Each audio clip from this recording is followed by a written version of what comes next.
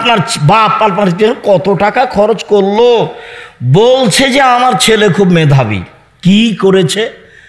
Matric পরীক্ষার সময় 4 জন শিক্ষক রেখেছে। কি করেছে?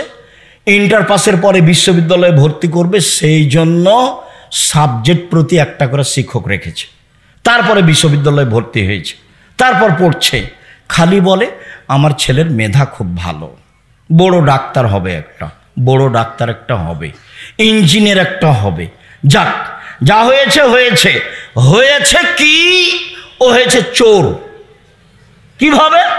ইঞ্জিনিয়ার হয়েছে, দায়িত্ব পেয়েছে, টাকা মেরে খেয়েছে। ব্যতিক্রম হতে পারে 2-1টা, সেটা ভিন্ন কথা। হয়েছে ডাক্তার। সেটা কি? যেই টাকা দিয়েছে যে কোম্পানি, সেই কোম্পানির ওষুধ লিখেছে। কথা বুঝাতে পারিনি তো? টাকা আমার লস না, ওর বাপের লস, ওর বাপের লস। আর যে ছেলে খুব মেধাবী বলে বিদেশে আছে, বিদেশি সরকার তো তাকে অত বড় চাকরি দিবে না, তখন ওকে সুইপার যারা তাদের নেতা করেছে, ম্যানেজার করেছে, তার বেতন 4 লাখ টাকা। তখন দেখছে বাংলাদেশে গেলে কয় লাখ টাকা বেতন পাবো। সুইপার যারা তাদের নেতা হলে কি হবে? টাকা তো আছে। এ হলো খুব মেধার ফলাফল। আপনি চাঁপাইনবাবগঞ্জের দেখান আমার সামনে কাউকে। আরে ছেলে মানুষ করবেন জাতির উদ্দেশ্যে। ছেলে মানুষ করবেন কার উদ্দেশ্যে? জাতির উদ্দেশ্যে, জাতির কল্যাণের জন্য। আমি মুসলিম চিরনবীর মরণকে করি না ভয়, মরলে শহীদ বাঁচলে গাজী, আমার উভয়ই সমান। বাঁচাও যতটুকু, মরাও ততটুকু, আমার উভয়ই সমান। এরকম ছেলে গড়ে তুলবেন। সেই বেদাত দেশে আছে, শিক্ষার নামে মিথ্যা শিক্ষা আছে, জাহেলি শিক্ষা, যেটা তুলে দিতে হবে। তার নাম ছেলে মানুষ করেছি। তার নাম কি করেছি? ছেলে মানুষ করেছি। পয়সা খরচ করেছি। চাঁপাইনবাবগঞ্জের মানুষ আমি, আমার ছেলের মেধা ভালো, আমার বাপের জমি জায়গা আছে, পয়সা খরচ করে ছেলে মানুষ করেছি। বাঘের মতো করে করেছি। কলম মজবুত, কথা মজবুত, মিডিয়া মজবুত।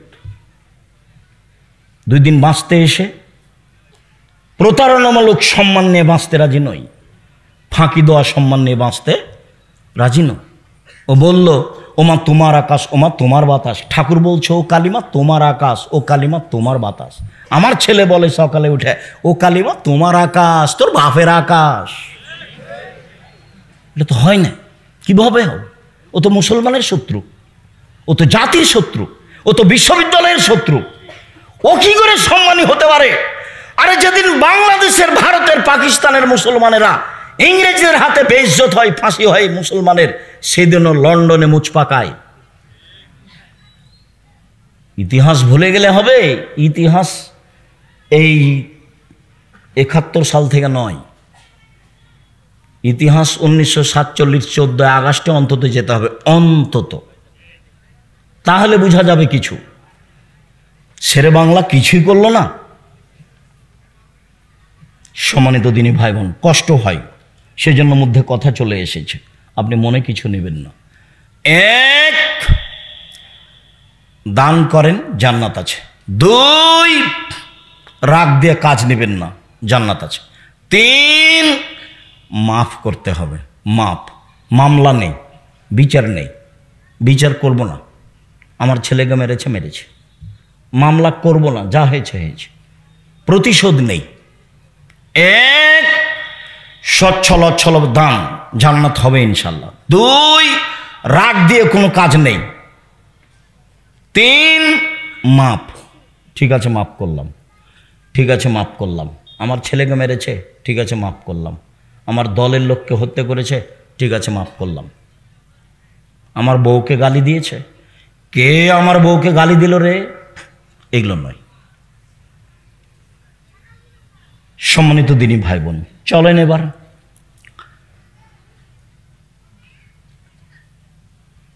সদাচরণ দিয়ে জান্নাতুল ফেরদাউস পাওয়া যায়। এমন কোন ইবাদত নাই পৃথিবীতে যার বিনিময় সরাসরি জান্নাত, সদাচরণ ছাড়া। জান্নাতুল ফেরদাউস সবচেয়ে দামি জান্নাত। চলেন, আল্লাহ রাসূল বলেন, পৃথিবীর মানুষ শুনে রেখো, কেউ যদি তর্ক না করে, সত্য হলেও তর্ক করবে না। আব্দুর রাজ্জাক সাহেব এটা বলেছেন, আরে না এটা বলেছেন, আরে না এটা বলেছেন।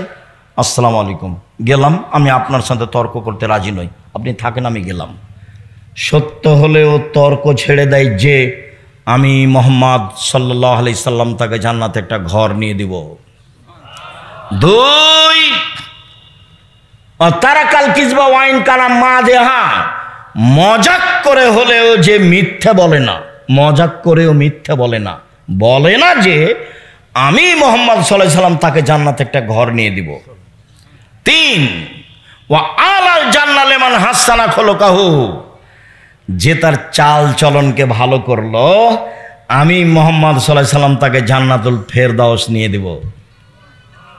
চাল চলন কি জিনিস?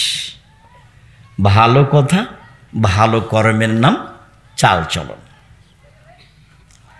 একটা বৃদ্ধ মানুষ, আমাদের চাচা আমার ভাইকে মেরেছে, তো এখনো এখানে এসেছে, আমি চেয়ারে বসে আছি, আমার মনটা খুব খারাপ। আসার সাথে সাথে বলছি, জি চাচা বসেন, চাচা আপনি বসেন, উঠে গিয়ে চাচা আপনি বসেন, ভিতর কিন্তু জ্বলছে। কেন? ও আমার ভাইকে মেরেছে, একটু আগে এক থাপ্পড় দিয়ে এসেছে। আপনি ওটা প্রকাশ করতে পাবেন না, আপনি বলেন চাচা আপনি বসেন। এর নাম সদাচরণ। ভাই ভাই গন্ডগোল হয়েছে, বড় ভাইয়ের কারণে গন্ডগোল হয়েছে। ছোট ভাই বড় ভাইয়ের হাত ধরে বলবে ভাই যা হয়েছে মাফ করে দিন। কে হাত ধরবে? ছোট ভাই। গন্ডগোল হয়েছে যায়, আরে মাস কথা হয় না, যায় কথা হয় না। আর এমনও আছে যে ওই বড় ভাইয়ের রাস্তাটা ও একটু ওদিকে বাড়ি, এরই গলির ওপর দিয়ে যায়, তো বলছে তোকে কাঁটা দিয়ে ঘেরে দেবো, যেতে দেবো না, কাঁটা দিয়ে ঘেরে দিচ্ছে। তওবা করেন, এই নোংরা চরিত্র ভুলে যেতে হবে। প্রতিশোধ নিয়ে একদিন বাঁচতে রাজি নই, একদিন বাঁচতে রাজি নই। আমাকে বলছে দেবীনগরের চেয়ারম্যান, ও বেঞ্চের শেষে বসতো ছাত্র জীবনে, ওকে আমি দেখতে পাচ্ছি। তো বলছে আব্দুর রাজ্জাক তোমাদের গ্রামে যে রাস্তা হবে, তো তোমাদের ব্যাপারে একটু কথা ছিল রাস্তাটা। তো আমি বলছি যে এক কাজ করবেন, আমাদের জমির সামনে যখন আসবে তখন রাস্তাটা জমির ভিতরে নিয়ে চলে যাবে, দিয়ে আবার এইভাবে নিয়ে আসবে, কোনো সমস্যা নেই। কেউ কেউ যদি বলে তাহলে ভুল হবে, আমরা বলবো না। আর যদি মনে করেন যে কারো কথাই করব, তো এন্তাজ মেম্বার যেটা বলবে সেটা করিয়েন, নইলে আমাদের জমির সামনে যখন রাস্তা আসবে তখন আমাদের জমির ভিতরে চলে যাব, এইভাবে আবার ঘুরে আসবেন। আমার কথা বুঝতে পারছেন না?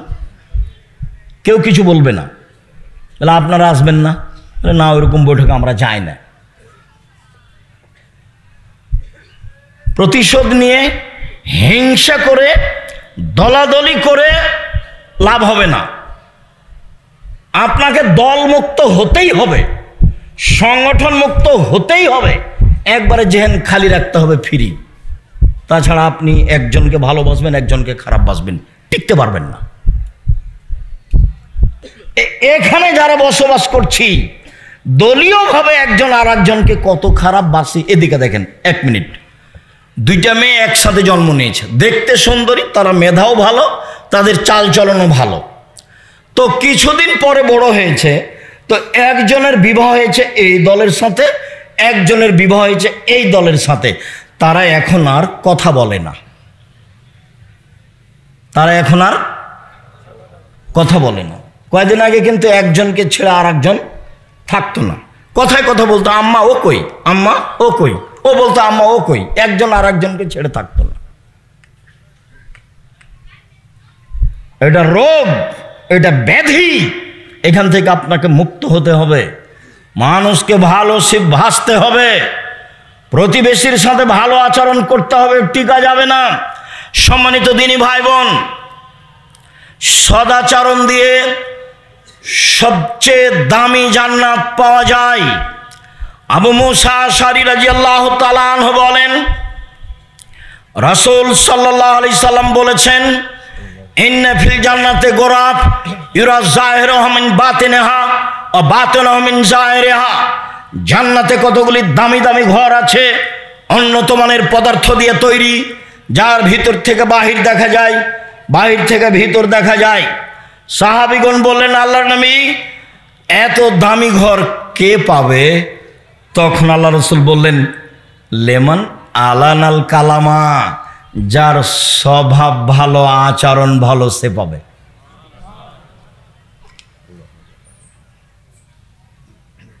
সদাচরণ, সদাচরণ কি জিনিস আবার কি বুঝতে হবে না? বুঝেছি। কোনোদিন প্রতিশোধ নেবেন না, কারো গালি দিবে না। এই ছেলে তোমাকেই বলছে, পল্লী অঞ্চলে বাড়ি, ক্ষমতা দেখিয়ে, দলীয় দাপট দেখিয়ে বড় হয়েছে। আজকে উঠার সময়তে সব নীতি মাটিতে রেখে দিবা, এভাবে পায়ে ডলে দিয়ে যাবা।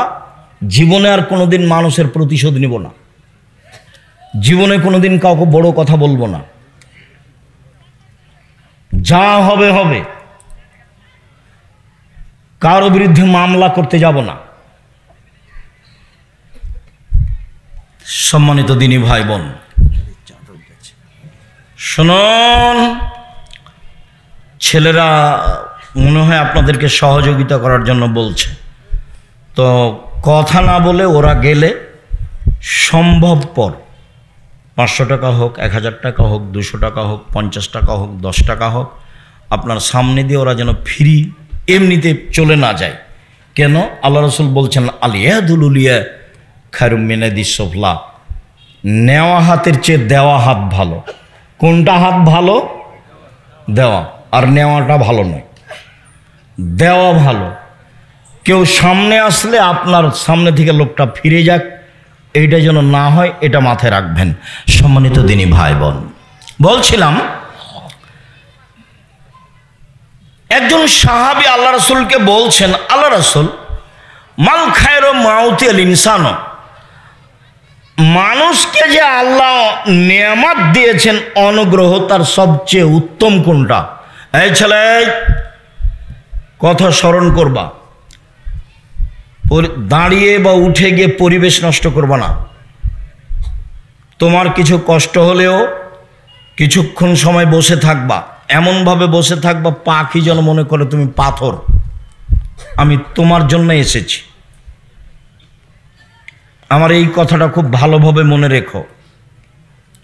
সম্মানিত দিনী ভাই বোন, হাত দুটি নিয়ামত কিভাবে বুঝবো? একটা হাত নেই যার, তাকে বলেন কিভাবে পানি খরচ করে, কিভাবে লুঙ্গি পরে, তাহলে তো বুঝবো। পা দুটি নিয়ামত, এটা কিভাবে বুঝবো? এক পা নেই যার, তাকে জিজ্ঞাসা করেন কিভাবে পায়খানা করে, কিভাবে পানি খরচ করে, কিভাবে চলে, তাহলে বুঝতে পারবো পা দুটি নিয়ামত। তো আল্লাহ রাসূলকে জিজ্ঞাসা করা হলো সবচেয়ে দামি নিয়ামত কোনটা? তখন রাসূল সাল্লাল্লাহু আলাইহি ওয়াসাল্লাম উত্তরে বললেন, আল খুলুকুল হাসান, ভালো আচরণ। বুঝাতে পারলাম না মনে হয়? সবচেয়ে বড় নিয়ামত কোনটা? উত্তম চরিত্র, ভালো আচরণ। নওয়াস ইবনে সামান রাদিয়াল্লাহু তাআলা আনহু বলেন, একদা আমি রাসূলকে জিজ্ঞাসা করলাম, আল্লাহ রাসূল, মাল বিররু ওয়াল ইসমু, বলেন তো একটু পাপ কি জিনিস, নেকি কি জিনিস? এই ছেলে, বসো। যারা শুধু মাঠে যাচ্ছে তারাই যাবে, তোমার পাশে যাবে, সম্ভব হলে সহযোগিতা করবে, না হলে চুপ থাকবা। তবে আপনাদের অনুরোধ জানাচ্ছি, অংশগ্রহণ সবাই করবেন, কম হোক আর বেশি হোক। আপনি বঞ্চিত হন, এটা আমি চাইনি। বলছিলাম, আল্লাহ রাসূল বলেন তো পাপ কি জিনিস আর নেকি কি জিনিস? প্রশ্ন মনে থাকবে? একজন সাহাবী বলছেন, কাকে বলছেন? আল্লাহ রাসূল সাল্লাল্লাহু আলাইহি সাল্লামকে। এখন আল্লাহ রাসূল বলছেন, আল বিররু হুসনুল খুলুক, নেকি হলো সদাচরণ। কেন বলবেন যে নেকি হলো তাহাজ্জুদ? নেকি হলো কি? তাহাজ্জুদ, এই কথা বলবেন। নেকি হলো হজ, নেকি হলো কোরআন তেলাওয়াত। এই না বলে উত্তরে কি বললেন? নেকি হলো সদাচরণ। মনে রাখতে হবে। আপনি আমার দিনী বোন, ভাবির কাছে প্রতিশোধ নেবেন না, ভাবির সাথে কাজে থাকবেন। যদি ভাবির সাথে কাজে না থাকেন, যা পারে তা করুক। তা আপনি যখন শ্বশুরবাড়ি যাবেন তখন আপনার ননদেরা সাথে থাকবে না। কাজেই ভাবির সাথে কাজে থাকবেন। চাচি, নানি, দাদা, দাদি, খালা, ফুফু যারা আছে, কোনো মহিলার সামনে জোর করে মুখ খুলবেন না। ঝগড়া তো বহু দূরের কথা। গ্রামের মহিলারা যখন ঝগড়া লাগে তখন সবচেয়ে জয়ী কে? যে সবচেয়ে বেফাস কথা বলতে পারে। যখন ঝগড়া থেমে যায় তখন বলেছি, মনটা ঠান্ডা করে বলেছি। তো এটার ফল কি হয়েছে? এটার ফল ওর সিম গাছটা কি ফিরে এসেছে? সিম গাছটা কেটে দিয়েছে ছাগলে, সেই জন্য ঝগড়া। তো এত কিছু বললো, তারপর কি সিম গাছ ফিরে এসেছে? আসেনি তো। আপনার চাল চলনটা মনে থাকলো, মানুষের কাছে থেকে গেল। দেখছেন হয়তোবা 2002 সালের ঘটনা, জায়গির গ্রামের। কতদিন পরে আমি দিনের মতো আমার মনে আছে, দিনের মতো কিভাবে আমি স্টেজ থেকে নেমেছি, কিভাবে আমি যাচ্ছি, কিভাবে ঢেলগুলো ইটগুলো আসছে, সেটা আমি দেখতে পাচ্ছি। মানুষের চালচলন মানুষের সাথে থেকে যায়। এই কথার অর্থ এই নয় যে এটা বলে আপনাকে আমি খাটো করছি, এটা নিয়ে আমি মাথা ব্যথা নেই আমার। তবে আমি আমার দৃঢ় বিশ্বাস, সেদিনও আমি কোনো ভুল কথার কারণে এই ঘটনা ঘটেছে এটা আমি বলি না, কোনো দিন নয়। মানুষ ভুলের ঊর্ধ্বে নয়, সেটা ভিন্ন কথা। সম্মানিত দিনী ভাই বোন, সদাচরণ এক অবাক আচার। একটা দিয়ে দুইটা নেকি হয়, দুইটা বড় বড় নেকি। আয়েশা রাদিয়াল্লাহু তাআলা আনহা বলেন, ইন্নামাল মুমিন ইয়াজদু বিহুসনি খুলুকিহি দারাজাতা সাইমুল কায়েম। তাহাজ্জুদ পড়লে যত নেকি হয়, সদাচরণে তত নেকি হয়। নিয়মিত নফল রোজা থাকলে যত নেকি হয়, সদাচরণে তত নেকি হয়। এই ছেলে,